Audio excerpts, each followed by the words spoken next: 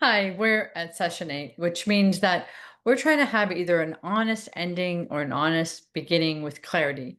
We're trying to make it very known what's going on and what we're doing. And if there's some kind of transition, we're talking about it because like your life is important, right? And the chapters that you are living in your life and who's around you and the kind of relationships that you have kind of keep you alive, keep you going, create the quality of your life. So if you're finding that this relationship that you've been in for decades needs to change, that it would be so wonderful if you could imagine the kind of person you could be or need to be to really do this change with clarity. That change might be like, okay, I want to roll up our sleeves if you want to, and really give this relationship a shot, right? We had many chapters together and we did a lot of great things together and we kind of got distant and fell apart. Can we try to reignite what was good about the relationship? If you get your yes and you agree, then you create a plan. And it's all with clarity. And it might also be with um, with a pacing, with it might be with pausing, it might be slower than anyone might want, and it might create like you might have to still have a little bit of a distance while you're doing it because things don't come back together like just one day everything's back together. So we really want to pace it. So that's one thing to think about. So if there's an ending, then we figure out the ending. It's not like you're dating each other and in one night you get to break up and then you arrange to get all your stuff.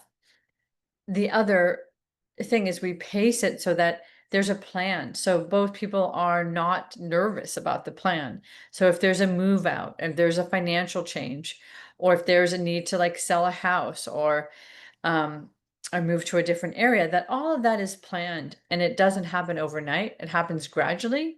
And that's what's great about having either a discernment counselor who continues to work with you on helping you do the separation or a mediator who helps you do it so that you can actually create a plan and a timeline, even get help on how you talk about it with people and your kids so that there is more of a consciousness about it. And, just like there was this book called Conscious Uncoupling that was really popular by Gwyneth Paltrow, I think she made it popular.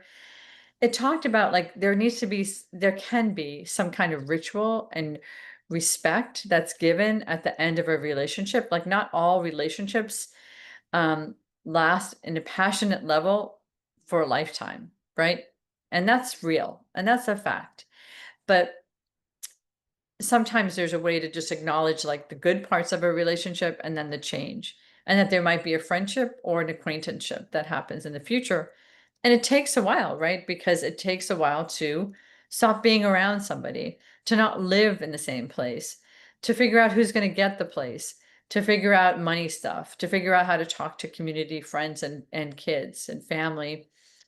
So there's all sorts of things to sort out. And then there is also the emotional aspect of the relationship. Like if it's a ritual of like, we're going to give this another shot and it's kind of scary, or this is a ritual of like, we're closing down this relationship and acknowledging all the good things about it.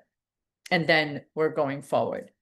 So people sometimes don't believe in rituals, but whatever you believe in, prayer, walking in nature, that's the way that you're ending it. Cooking a great meal. Some people like have a party, Some people look at their photos from the very beginning and just reminisce. So all of that is important to consider because you're important. The people you connect with are important. They impact you, they change you, they influence you. You are who you are because of them. If there's negativity and psychological despair, that's very difficult. If it's a person that you're trying to cut out of your life, that's another whole thing to look at with somebody and to really get support, protection, and to work on your boundaries with somebody, some professional, to make sure that you're actually learning and growing past this point. When you're really in a good space, whether you're leaving a relationship or staying and trying to change it in whatever format you are, when you've really worked on your triggers enough that you're no longer triggered by them. And so many people are triggered by very small things with each other. And those triggers are so important. They're so meaningful. They're so powerful. And it could be the trigger of, I feel disrespected because you wear your muddy shoes in the house. And I always told you not to do that. And you still do it to this day, which means you don't love me. You don't respect me. I don't want to be with you. But if you're able to hold that trigger, it's still not okay for that person to walk in your house with muddy shoes, but you can not get triggered by it, but say, hey, I don't mean to offend, but you really do need to take off your shoes.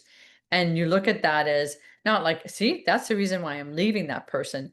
But no, that's our difference again. And I'm still going to stand up for what I believe and what I want, right? And that's the growth period without having to get angry and make a point or make a person feel bad or not talk to that person. So that's when you know that some internal healing has happened, when you get to shift. And that is something to celebrate. Can you shift enough to see your relationships differently?